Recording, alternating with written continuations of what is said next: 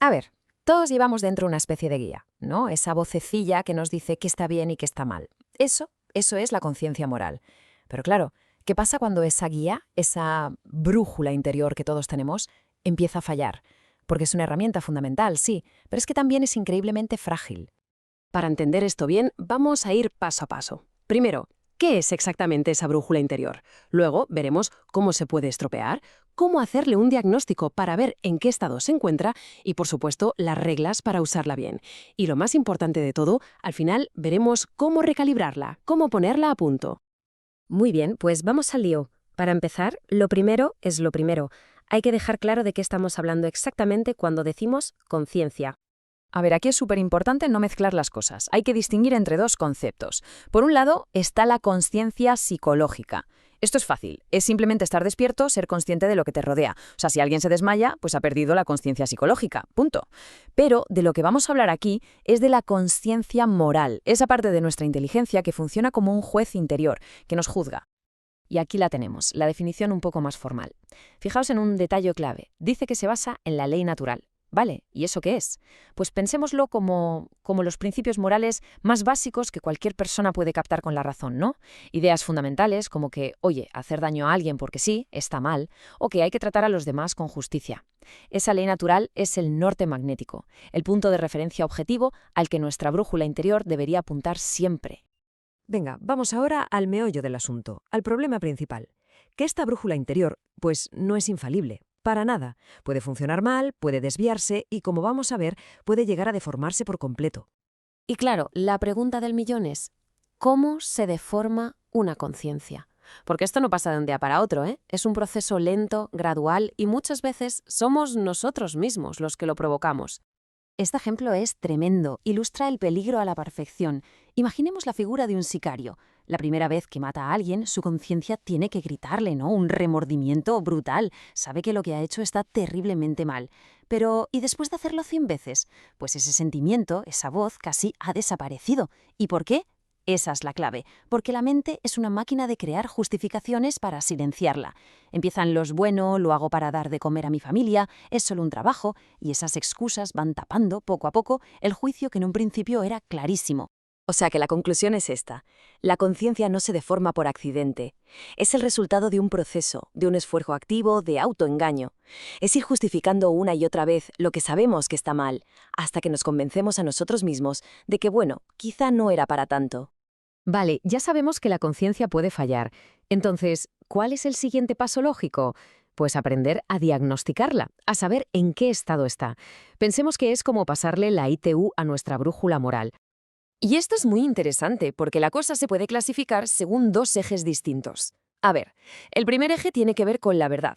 ¿El juicio que hace la conciencia se corresponde con la realidad moral, con lo que de verdad está bien o mal? Si es así, es una conciencia verdadera. Si no, es errónea. Y luego está el segundo eje, que es el de la seguridad. ¿La persona está segura de su juicio o tiene dudas? Si está segura, su conciencia es cierta. Si duda, es dudosa. Mirad, este ejemplo lo deja clarísimo.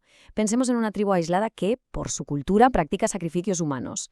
Vale, los miembros de esa tribu están convencidísimos de que lo que hacen está bien. Actúan con una conciencia cierta, no tienen ni una sola duda. Pero, objetivamente, su juicio va en contra de la ley moral más básica, por lo que su conciencia es errónea. Y esto demuestra algo brutal, que se puede estar segurísimo de algo y al mismo tiempo estar completamente equivocado. Muy bien, ya hemos diagnosticado el aparato. Ahora vamos a ver las instrucciones de uso. ¿Qué principios, qué reglas hay que seguir para navegar bien, incluso sabiendo que la brújula puede estar un poco desviada? Básicamente hay 3 reglas de oro. La primera es de cajón. Nunca se debe actuar en contra de una conciencia cierta. O sea, si estás seguro de que algo está mal, no lo hagas. La segunda, siempre hay que intentar que nuestra conciencia sea verdadera, que se ajuste a la realidad. Y la tercera, y aquí la cosa se complica un poco, es que para saber cómo actuar cuando la conciencia es errónea, todo depende del tipo de error que sea. Aquí la clave es entender esta distinción. Un error es vencible cuando la persona podría superarlo con un esfuerzo razonable. O sea, si puede informarse, si puede pedir consejo a alguien que sepa más, si puede reflexionar, y no lo hace, El error es vencible, y en ese caso tiene la obligación de salir de ese error antes de actuar. En cambio, un error es invencible cuando por las circunstancias no hay manera de que la persona sepa que está equivocada, como el caso de la tribu aislada. En esa situación, la persona no es culpable por actuar siguiendo su conciencia, aunque esté equivocada.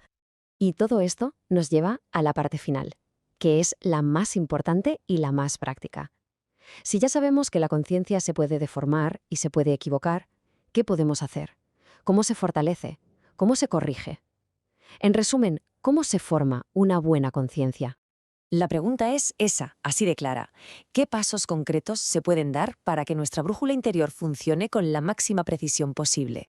Pues la primera parte del trabajo tiene que ver con la inteligencia. Hay que formarla. ¿Y eso cómo se hace? Pues con 3 cosas. 1. Estudiar. O sea, esforzarse por entender qué es bueno y qué es malo de verdad. 2. Reflexionar. Coger el hábito de pararse a pensar antes de actuar. Y 3. La humildad de pedir consejo. Preguntar a gente sabia, a gente con más experiencia. Pero, ojo, con saber las cosas no basta. No es solo un tema de cabeza. También hay que formar la voluntad. Y eso se hace con la práctica. Repitiendo actos buenos una y otra vez hasta que se convierten en un hábito, en algo que nos sale casi sin pensar. A esos buenos hábitos operativos es a lo que llamamos virtudes. Al final, la idea es esta. Una conciencia bien formada no es algo que te venga de serie. No es la configuración por defecto.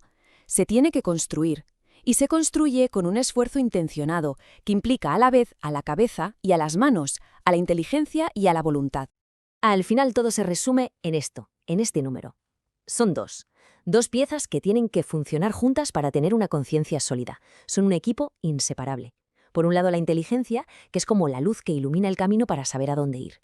Y por otro, la voluntad, que es la fuerza en las piernas para recorrer ese camino. La una sin la otra no sirve de nada. Y con esto llegamos a la reflexión final. Si nuestra brújula interior se puede estropear, si se puede desviar, ¿cómo navegamos en un mundo que constantemente está intentando movernos el norte? En un entorno con tantas voces, tantas opiniones que intentan confundirnos, la tarea de formar y cuidar esa conciencia no es que sea importante, es que es absolutamente esencial para no perderse.